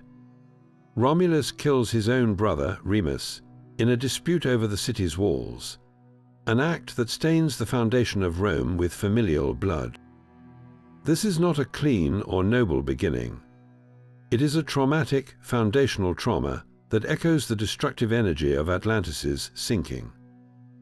Both stories acknowledge that great civilizations are born from or marked by immense upheaval and loss. For Atlantis, the upheaval is a natural disaster that erases it. For Rome, it is a human act of violence that paradoxically ensures its creation. The message is similar. The path to power is paved with chaos, and the favor of the gods does not guarantee a peaceful or morally pure journey. Perhaps the most striking parallel, however, is the shared focus on the fragility of civilization and the ever-present threat of its dissolution. Plato's entire purpose with Atlantis was to illustrate how a perfect society could rot from within due to moral decay and hubris, ultimately leading to its utter annihilation. The story is a warning about the ease with which order can collapse back into chaos. The legend of Romulus and Remus contains this same anxiety, albeit in a more condensed form. Immediately after founding Rome, Romulus faces a critical problem. He has a city, but he has no people. His solution is to open Rome's gates to outcasts, exiles, fugitives, and runaway slaves, the very dregs of society. This act, while pragmatic, creates an unstable and volatile community of men with no social bonds or family ties. The subsequent abduction of the Sabine women to provide wives for these men is another act of foundational violence necessary for the city's survival. The early history of Rome, as told by its own myths, is a desperate struggle to stave off collapse and forge a coherent society from the most chaotic and unpromising human material possible. This deeply resonates with the underlying theme of the Atlantis story. That civilization is a precarious achievement, constantly threatened by the very human passions that built it. Finally, both myths serve a potent ideological function for their respective audiences. For Plato's Athenian readers, Atlantis was a philosophical mirror. It was a cautionary tale meant to provoke self-reflection about their own city's values, its imperial ambitions, and its moral health. It asked them to consider what truly makes a society just and sustainable. For the Romans, the legend of Romulus and Remus was a national mirror of a different kind. It explained their own character. The story of their violent, desperate, and pragmatic origins provided a mythic justification for traits they saw in themselves: toughness, resilience, a willingness to absorb other peoples, and a focus on practical solutions over lofty ideals. The fratricide, while horrifying, explained the Roman penchant for ruthless internal political strife. The adoption of outcasts explained their unique talent for integrating conquered enemies into their citizen body. The myth didn't just tell them where they came from, it told them who they were. In this way, both Atlantis and the tale of Romulus and Remus are more than just stories. They are foundational narratives used to explore the soul of a civilization, one through a warning of what could be lost, the other through an explanation of what had to be done to create something that would, against all odds, endure. To truly appreciate how Plato's tale of Atlantis could have permeated the highest echelons of Roman power, we must step inside the classrooms that shaped the minds of the empire's future leaders. For a young Roman aristocrat, a complete education wasn't merely about reading and writing Latin. It was an immersion into the rich world of Greek philosophy. And the epicenter of this intellectual universe was Athens, home to Plato's own academy. Established by Plato himself in the early 4th century B.C., the academy was more than just a school. It was a living institution, a sanctuary for philosophical debate that had endured for centuries by the time Rome began flexing its imperial muscles. While its curriculum had evolved from Plato's strict teachings to incorporate more skeptical approaches, the foundation remained deeply rooted in the dialogues of its founder. For a Roman senator or a budding orator, studying in Athens wasn't a mere grand tour. It was a necessary finishing school for the soul, a place to acquire the philosophical depth and rhetorical polish that defined a truly cultured man. The journey of a promising young Roman to Athens was a common rite of passage. Imagine a figure like Cicero as a young man, arriving in the city around 79 B.C. He wouldn't have found a dusty museum of old ideas, but a vibrant, active community of thinkers debating the nature of reality, justice, and the ideal state. He would have attended lectures and engaged in dialectical exercises, the same methods Socrates used to tease out truth through probing questions. Within these halls, the dialogues of Plato were not ancient history. They were the living texts upon which everything was built. A student would have pored over every line of the Republic, debating the nature of the philosopher king, and then turned to Timaeus and Critias to explore Plato's cosmological vision and his powerful allegory of Atlantis. The story would not have been presented as a mystery to be solved, but as a complex philosophical puzzle to be unpacked, a multi-layered myth containing profound lessons on ethics, politics, and the divine order. But what of those who couldn't make the journey to Greece? The demand for this sophisticated Greek education was so immense within the Roman elite that it created a thriving market for private tutors. Highly educated Greek scholars, sometimes brought to Rome as slaves or arriving as teachers seeking patronage, became essential fixtures in the households of powerful families. These men were walking libraries, repositories of a culture that Romans both admired and had conquered. A tutor like this would have guided his Roman charge through the intricacies of Platonic thought, translating complex concepts and explaining the cultural context behind the stories. In this intimate setting, the tale of Atlantis would have been dissected not just for its plot, but for its moral and political utility. A tutor might ask his student, how does the greed of the Atlantean kings mirror the actions of a corrupt Roman governor? Or, in what ways does our own system of aqueducts compare to the canals of that lost civilization? This personalized instruction ensured that Plato's ideas, including his most captivating myth, were not foreign concepts, but integrated tools for understanding their own world and their role within it. This deep formal education produced a class of Roman intellectuals who are utterly fluent in the language of Greek philosophy. When Cicero, in his dialogues, has his characters debate the nature of the state, they do so with constant reference to Plato's ideals. When the poet Horace famously wrote, "Graecia capta ferrum victorum cepit," captive Greece took her savage victor captive, he was precisely describing this cultural conquest. The Romans had won the war, but Greek thought had captured the Roman mind. This shared intellectual framework, common to nearly every major Roman writer and statesman, created a sophisticated shorthand. A casual reference to "that island beyond the pillars," or "the city that succumbed to hubris" in a Senate speech or a letter between aristocrats would have been instantly understood.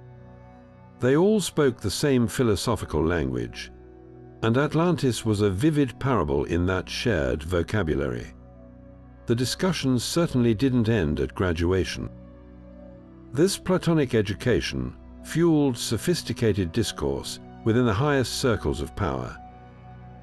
Intellectual salons in the villas of senators like Cicero were common, where the leading minds of the day would gather to debate the issues of the time through a philosophical lens.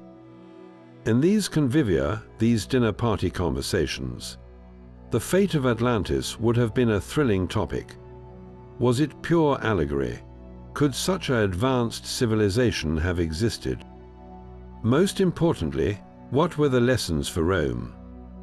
As the Republic crumbled into civil war and then transformed into an empire, these discussions would have taken on a terrifying urgency.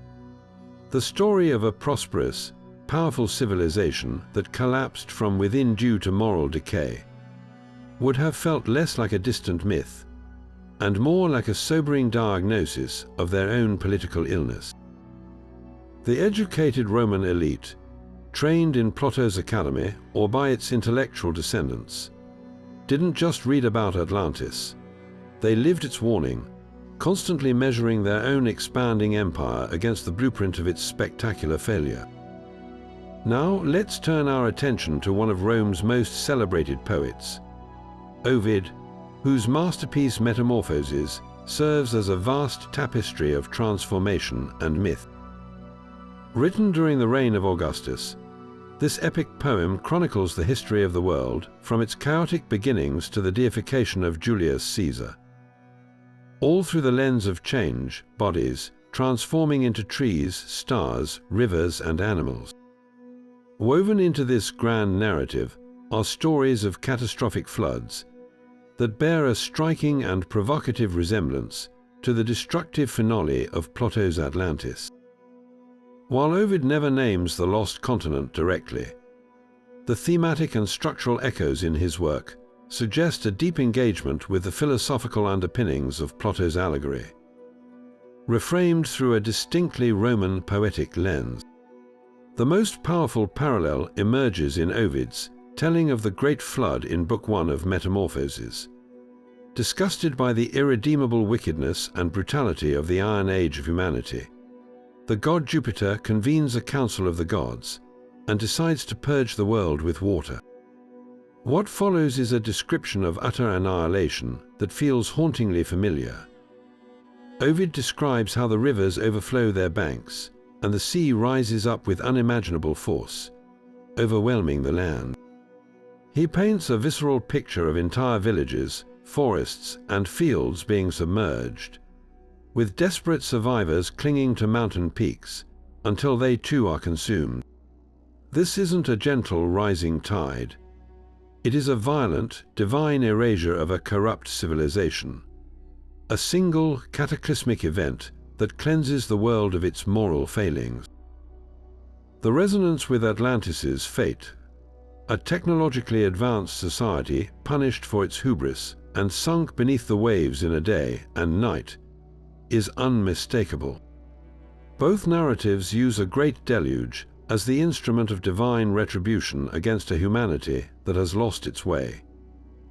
Yet Ovid's flood is not a wholesale copy.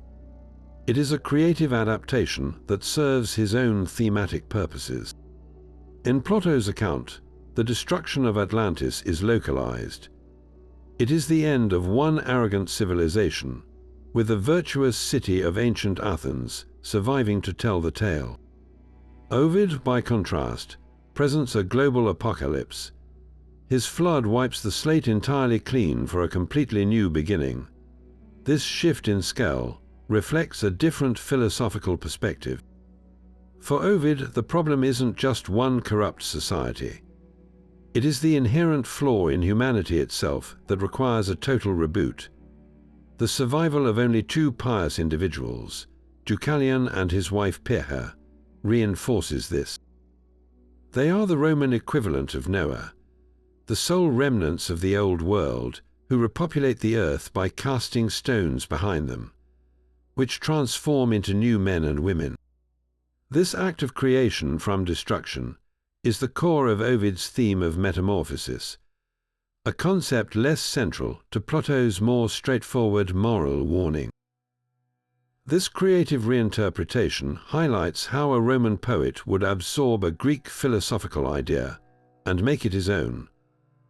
Ovid wasn't simply recording a myth, he was participating in a long literary conversation. The flood story existed in Greek versions before him, but his vivid, dramatic retelling for a Roman audience, living in the refined yet politically charged atmosphere of Augustan Rome, gave it new life.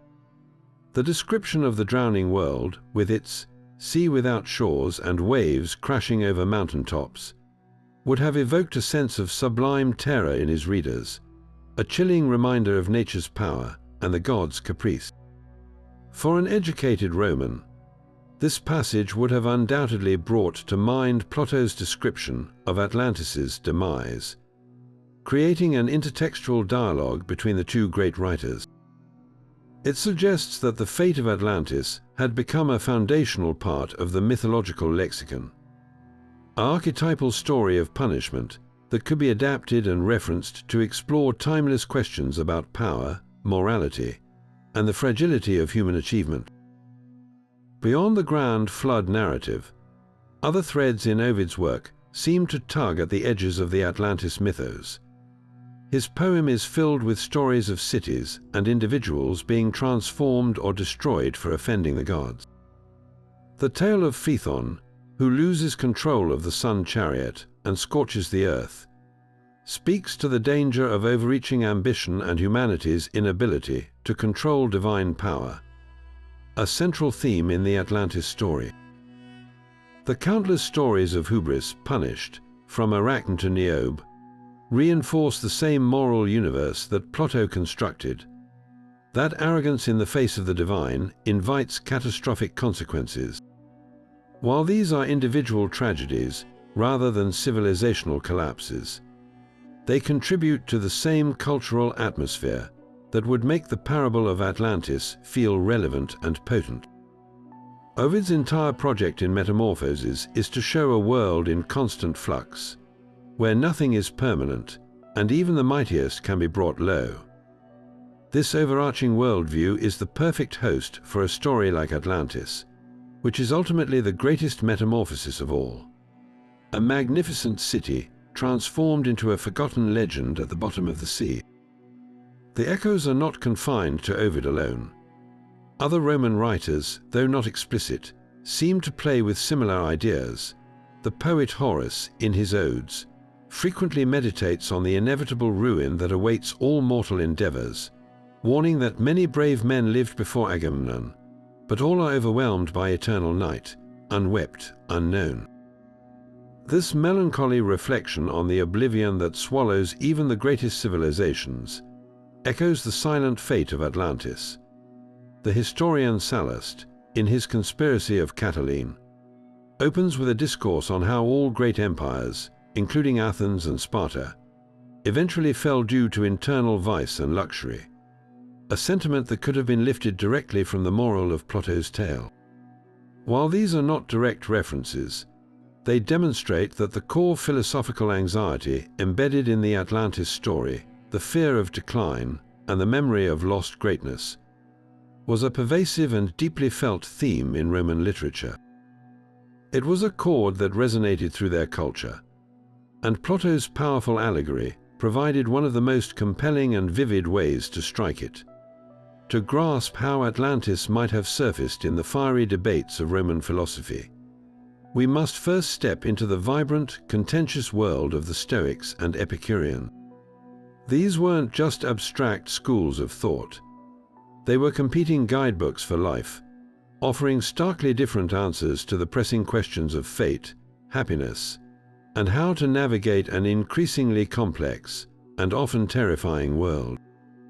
The Stoics, followers of thinkers like Zeno and Chrysippus, preached a philosophy of destiny and duty. They believed the universe was a rational, ordered whole, a cosmos governed by divine reason or logos. For a Stoic, the path to tranquility was to understand this natural order, accept one's predetermined role within it with virtue, and remain indifferent to external events like wealth, pain, or the rise and fall of empires. The Epicureans, inspired by the teachings of Epicurus, offered a radically different refuge.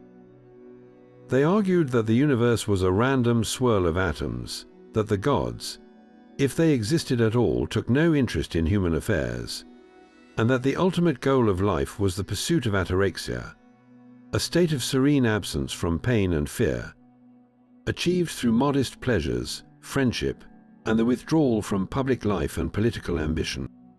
This fundamental clash between a purposeful, ordered universe and a random, godless one created the perfect intellectual arena for a story like Atlantis to be wielded as a powerful rhetorical weapon. For a Roman Stoic, such as the statesman Seneca the Younger or the Emperor Marcus Aurelius, Plato's allegory could be interpreted as a perfect illustration of their core beliefs. The cataclysmic sinking of the island wasn't a random accident. It was a manifestation of divine will, a predictable and just consequence for a society that had abandoned virtue and natural law. The Atlanteans, in their hubris and greed, had violated the rational order of the cosmos, and the natural world itself, the seas and earthquakes, became the instrument of its correction. A Stoic philosopher might have pointed to Atlantis as the ultimate cautionary tale about what happens when a civilization loses its way, forsaking duty and reason for base ambition. It served as a grand mythical validation of their belief that external success, no matter how technologically dazzling or imperial in scale, is meaningless without internal moral fortitude. The fall of Atlantis wasn't a tragedy to be mourned, but a lesson in the impermanence of all things not rooted in virtue, a theme Marcus Aurelius himself constantly revisited in his private meditations. An Epicurean philosopher, however, would have interpreted the very same story through a completely different lens. For them, the destruction of Atlantis was not a divine punishment, but a terrifyingly vivid example of the random, indifferent power of nature. The earthquakes and floods were not instruments of a rational God's justice. They were simply natural phenomena, atomic events in a universe devoid of higher meaning or purpose. The Epicurean lesson from Atlantis would not be about moral failure, but about the futility of striving for immortal glory and the supreme importance of seeking safety and quiet pleasure. Why build a vast, ambitious empire that could be wiped out in a single day? Why pursue political power or monumental architecture when nature could so effortlessly erase it all? For them, Atlantis was the ultimate argument for their call to withdraw from public life, to tend a small garden with friends, and to find contentment in simple, attainable pleasures, far from the dangerous and volatile pursuits of power and fame that had doomed the legendary civilization. While we lack a specific transcript of a debate where a Stoic and an Epicurean directly argued over Atlantis, we can be certain the story's themes permeated their discussions on providence and fear. The Stoics sought to overcome the fear of death and disaster by aligning with a rational universe. The Epicureans sought to eliminate that same fear by removing the belief in divine punishment and accepting the randomness of nature. Atlantis provided a powerful narrative touchstone for both positions. Furthermore, the story's focus on the impermanence of civilization was a theme that resonated deeply with other philosophical schools as well. The skeptics, who doubted the possibility of certain knowledge, might have used the tale to question whether any historical account of a golden age could be trusted. The cynics, who rejected all conventional desires and social structures, might have held up Atlantis as proof that all complex societies are inherently corrupt and doomed to collapse. What's crucial to understand is that for these Roman philosophers, the historical reality of Atlantis was almost certainly irrelevant. They were not ancient geographers or archaeologists. They were moral psychologists, searching for tools to help people live better lives. A story didn't need to be factually true to be philosophically useful. The power of the Atlantis allegory lay in its potent combination of dramatic spectacle and profound moral clarity. It was a ready-made parable that could be adapted to serve any number of arguments about human nature, the role of the gods, and the proper way to live. In the bustling forums and quiet gardens of Rome, where philosophers of every stripe competed for the ears of the elite, the sunken continent lived on not as a place, but as an idea, a flexible, powerful metaphor for the terrifying beauty of nature's power and the fragile, fleeting nature of all human achievement. This relentless drive for territorial expansion, this insatiable appetite to push the boundaries of the known world, is one of the most defining characteristics of the Roman Empire. But what fueled this endless campaign of conquest? Was it purely a calculated strategy for security and economic gain? Or could it have been influenced by something far more potent? The power of a story. The legend of Atlantis, with its depiction of an unimaginably wealthy and advanced civilization lying somewhere beyond the horizon, would have provided a tantalizing motivational force for any empire with the means to go looking for it. Imagine a Roman general or a provincial governor, educated in Greek philosophy, hearing the tale of Atlantis not just as a moral fable, but as a potential treasure map. Plato's description was not of a barren wasteland. It was of a continent of staggering natural abundance, with mountains rich in precious metals, harbors teeming with ships from every nation, and a capital city plated in bronze, tin, and the legendary glowing metal orichalcum. For a culture as pragmatic and wealth-driven as Rome, this wasn't just a story. It was an inventory of plunder waiting to be rediscovered. This idea of lost wealth waiting to be claimed connects directly to a very real and powerful Roman concept, the aurum Tolosanum, or the gold of Tolosa. This was not a myth, but a historical event that became a legendary cautionary tale in its own right. In the late 2nd century B.C., a Roman army under the consul Quintus Servilius Scipio sacked the city of Tolosa, modern-day Toulouse in Gaul. seizing a vast hoard of gold and silver from ancient Celtic temples. The loot was so immense it required an entire wagon train to transport it back to Rome. But it famously vanished en route, allegedly stolen by the soldiers themselves. The story doesn't end there. A curse was said to follow the gold, bringing ruin and early deaths to all who touched it, including Scipio himself. This historical episode proves that the Romans were acutely aware that ancient, pre-existing civilizations could hold concentrations of wealth that dwarfed their own, and that the conquest of new lands could yield unimaginable riches. The legend of Atlantis would have fit perfectly into this mindset, acting as the ultimate, grand-scale version of the Aurum Tolosanum, a prize of such magnitude that it could eclipse all previous conquests. We can see this motivational force at play in some of Rome's most ambitious and puzzling military campaigns. Consider the repeated, costly, and ultimately fruitless invasions of Arabia Felix, modern-day Yemen by the Emperor Augustus's prefect of Egypt, Aelius Gallus, around 26 B. C. The Romans knew this region not as a barren desert, but as the source of incredibly valuable frankincense and myrrh, aromatics worth their weight in gold. But they also believed it to be the home of the legendary Sabines, a people of immense wealth whose queen had once visited Solomon.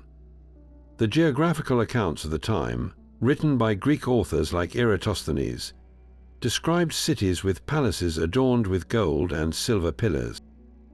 For a Roman commander, these descriptions would have blurred the line between contemporary trade and ancient legend, making the arid peninsula seem like a real-world analogue to the fabled riches of Atlantis.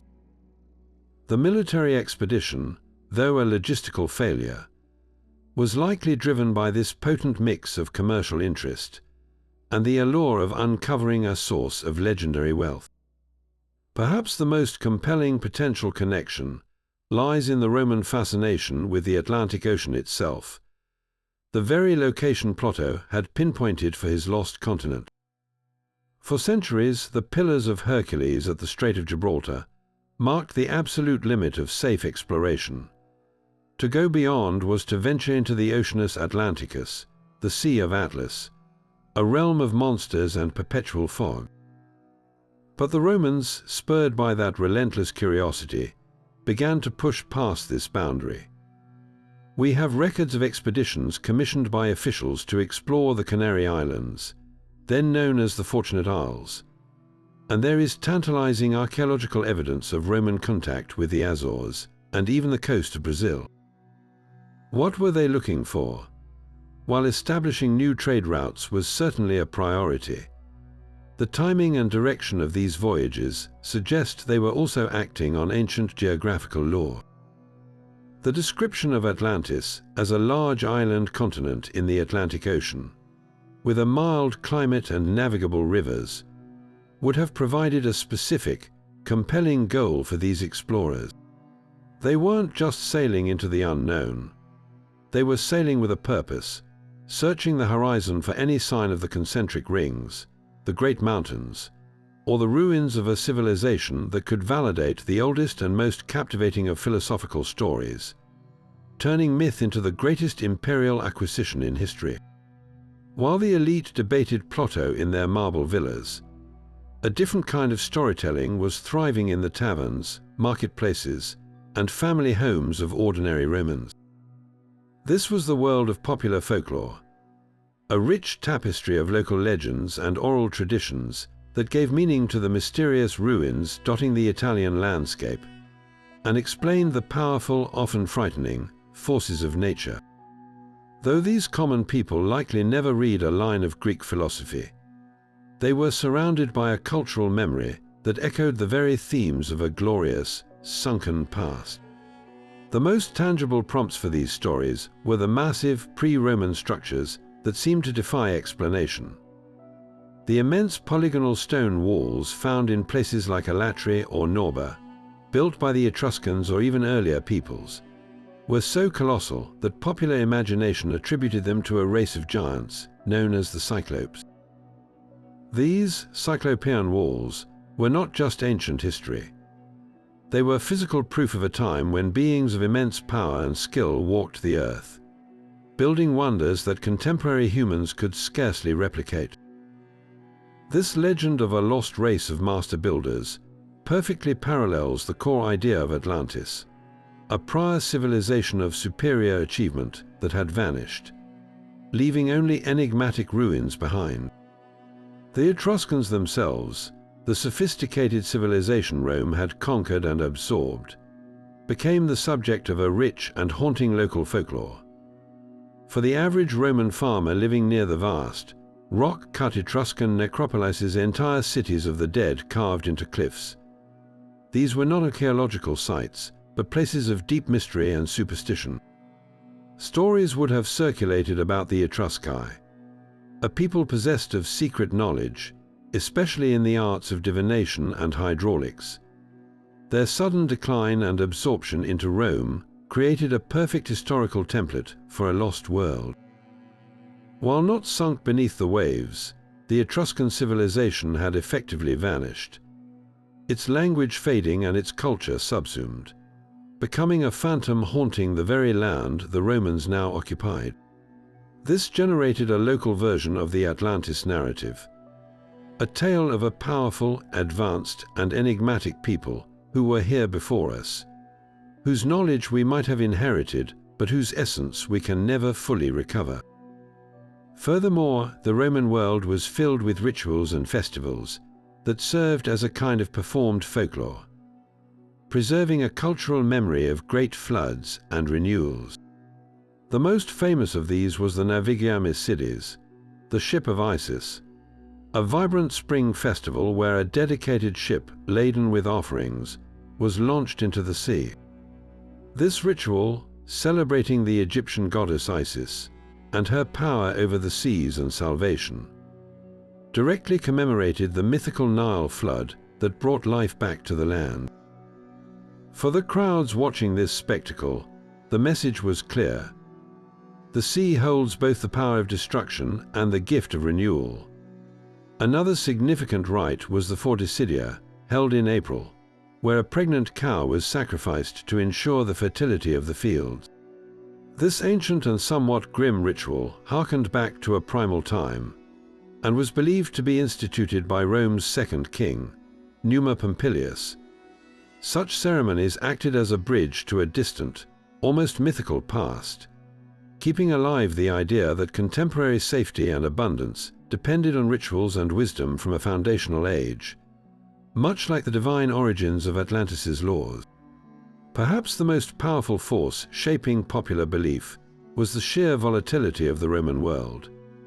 Living in an era without modern geology or meteorology, natural disasters were interpreted not as random events, but as direct messages from the gods. A devastating flood of the Tiber River that washed away homes and bridges, or a destructive earthquake rumored to have swallowed a village whole, would instantly become the subject of stories and omens. These local catastrophes provided a small-scale, personal analogue to the grand cataclysm that sank Atlantis, the eruption of Mount Vesuvius in 79 AD was the ultimate manifestation of this. For the millions of Romans who never saw its aftermath, the story of two entire cities and their populations being buried alive in a single day and night of fire and ash would have felt like a myth come to life. It was a real-world, historical event that confirmed the deepest truth embedded in folklore and high philosophy alike, that the gods could and would erase human achievement in an instant if provoked. This event alone would have supercharged existing stories about sunken cities, making the fate of Atlantis feel less like a distant Greek parable and more like a genuine, terrifying possibility. Through these layers of local legend, ritual, and lived experience, the core ideas of Plato's narrative, a lost golden age, divine punishment, and the awe-inspiring power of nature permeated the very air that ordinary Romans breathed, proving that a story doesn't need to be read to be remembered. Yet even as the mighty empire of Rome began to crumble, fracturing under its own weight and the pressure of invading forces, the story of Atlantis refused to vanish beneath the waves of history. Its survival was not guaranteed by legions or monuments, but by a new and unexpected group of custodians, Christian scholars living in a world turning increasingly dark. The most influential of these was Saint Augustine, the Bishop of Hippo in North Africa, whose monumental work, The City of God, grappled directly with the legacy of pagan knowledge and the nature of human history. Writing in the early 5th century, as the Visigoths sacked Rome itself, Augustine confronted a terrifying question for his contemporaries. If the eternal city could fall, what did that mean for God's plan? In wrestling with this, he turned to the tales of the ancient world, including Plato's Atlantis. For Augustine, the story presented a fascinating theological puzzle. He questioned its literal truth, noting the incredible nature of the tale, but he did not dismiss it out of hand. Instead, he saw in the cataclysmic demise of a proud civilization a powerful metaphor that aligned with Christian doctrine. The pride and corruption of the Atlanteans, which led to their divine punishment, mirrored the biblical story of the fall of man and the great flood that cleansed the world of sin. Augustine's engagement transformed Atlantis from a purely philosophical Greek allegory into a symbol within a Christian worldview. A cautionary example of how any earthly city built on human pride, no matter how advanced, is destined to fail when measured against the eternal, perfect city of God. This preservation by the Church was not a simple act of keeping a story on life support. It was an active process of reinterpretation that ensured its passage into the medieval mind.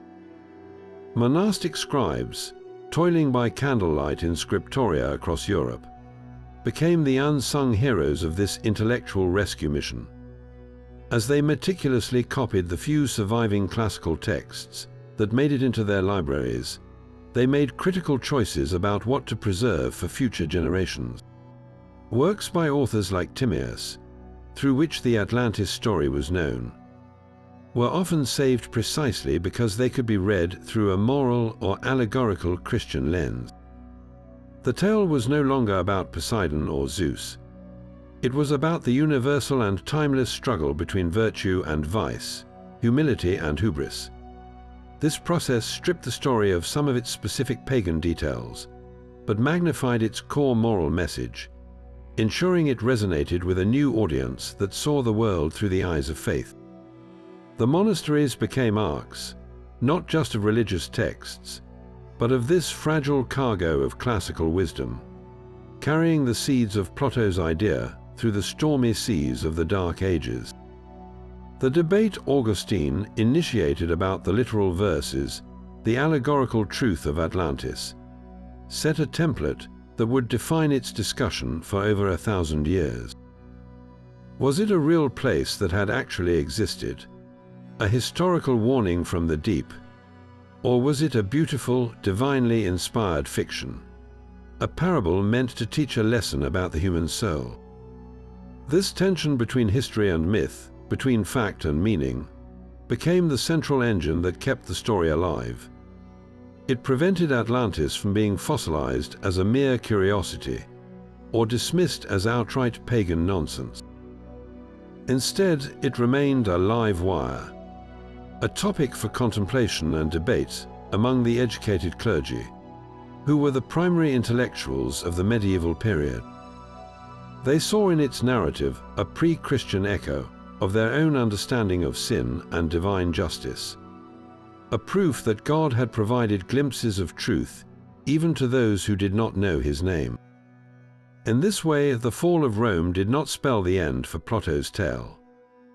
It merely transferred its guardianship from senators and poets to monks and theologians, who embedded it into the very foundations of Western thought, ensuring that when the world was ready to rediscover the classics, the lost city would be waiting. The fascination with linking Rome to Atlantis did not end with the fall of the empire, It was merely reborn centuries later, reshaped by a new era's desires and discoveries. The Renaissance, with its passionate revival of classical learning, opened the floodgates for scholars to re-examine Plato's texts, not as allegory, but as potential lost history. Figures like the Florentine polymath Marsilio Ficino, who translated Plato's entire works into Latin, treated the Atlantis account with immense seriousness. For these humanist thinkers, the recovery of ancient knowledge was a recovery of lost golden ages, and the grandeur of Rome stood as the most immediate and impressive model of what a supreme civilization could achieve. It was almost inevitable that they would begin to see reflections of the Roman world within Plato's description, effectively projecting the empire they admired onto the philosophical myth they were rediscovering.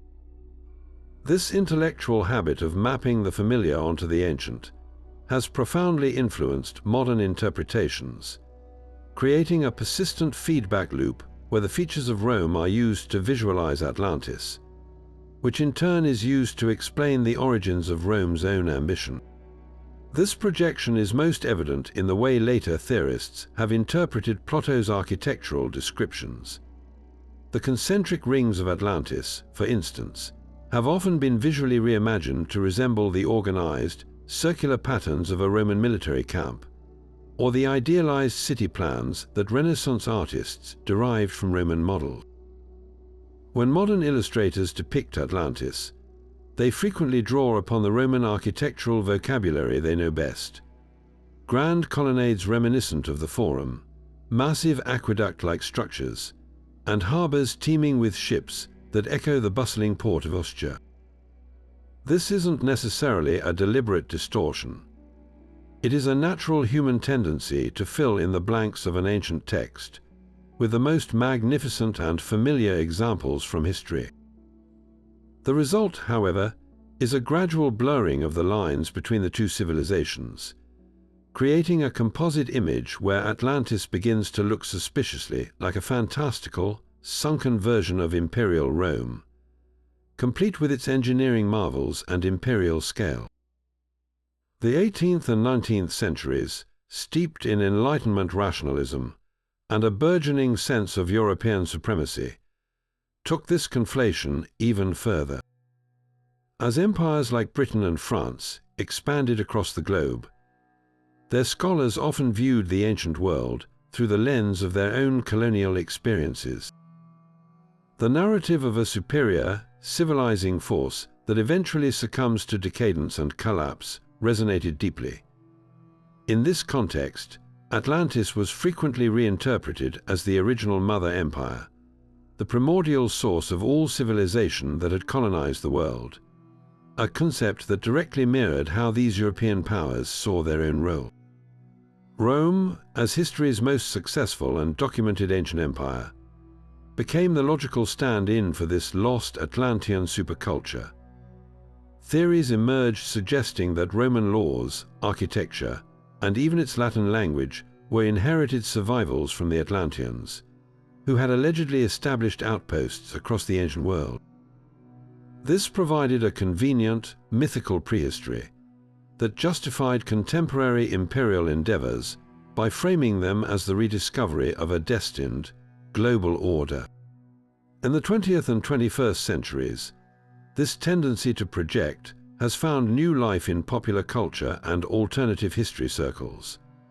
The immense popularity of works like Ignatius Donnelly's 19th century book Atlantis, The Antediluvian World, laid the groundwork by arguing that Atlantis was a historical reality and the wellspring for all ancient civilizations.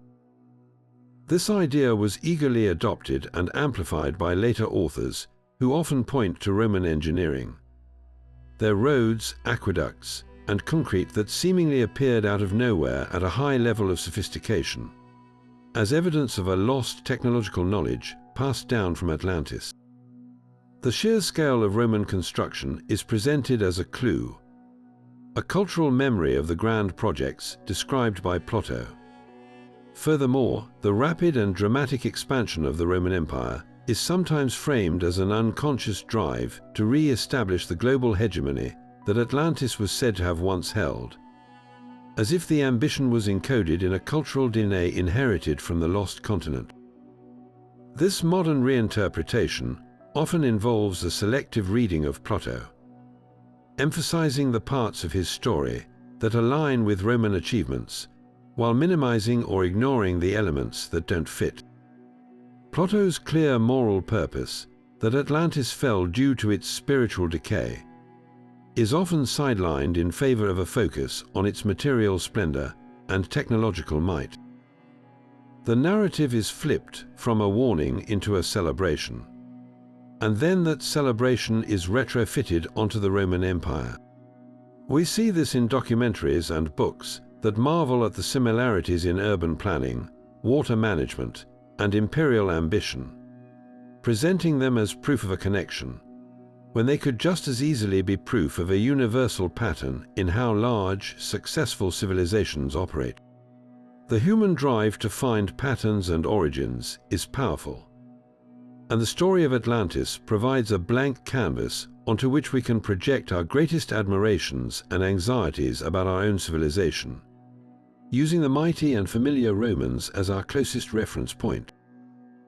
This doesn't make the modern theories necessarily wrong, but it does reveal how our understanding of the deep past is always filtered through the prism of our present, and how the ghost of Rome continues to haunt our imagination of what was lost beneath the sea.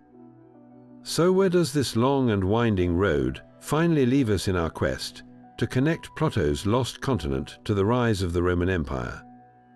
The evidence we've sifted through points not to a single dramatic revelation, but to a far more intriguing and subtle form of influence. There is no undisputed archaeological artifact, no imperial decree naming Atlantis as a model, no smoking gun that proves a direct causal link. Instead, what we find is a profound and pervasive philosophical and literary resonance.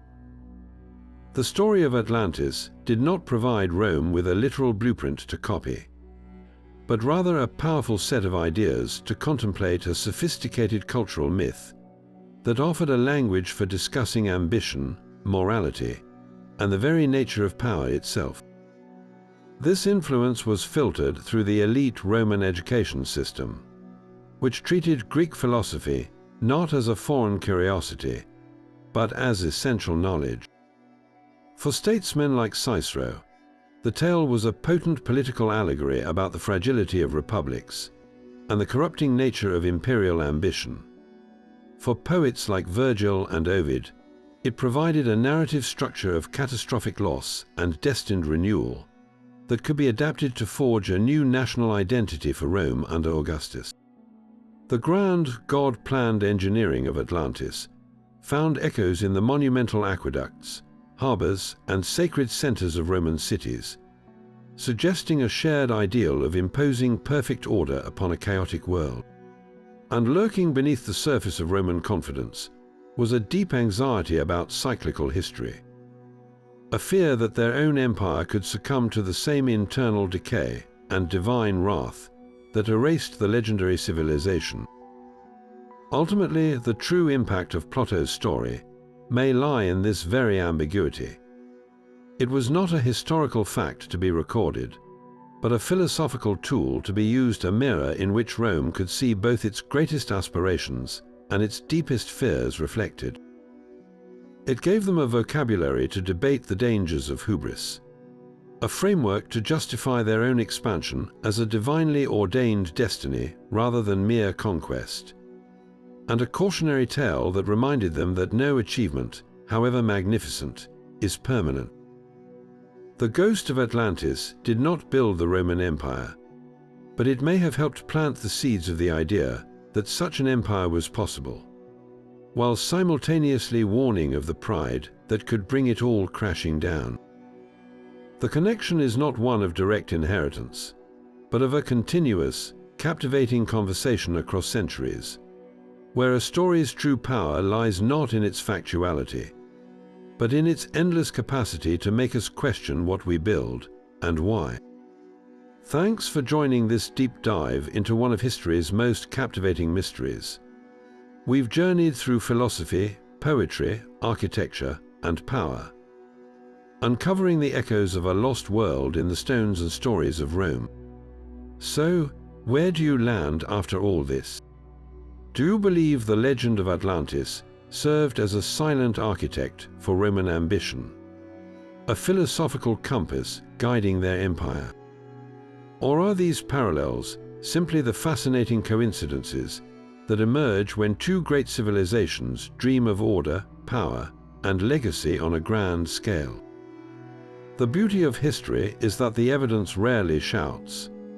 It whispers, inviting us to lean in and listen closely, to connect the dots across centuries. This isn't a case with a simple verdict, but an ongoing conversation. I want to hear your verdict. Did Plato's allegory plant a seed in the Roman mind? Share your thoughts and theories in the comments below. Let's keep the discussion going. If you enjoyed this exploration into the shadows of the past, make sure to subscribe and hit the bell so you don't miss our next adventure. We're always delving into the twists and turns of history, and we want to know what historical mystery you think we should unravel next. Until then,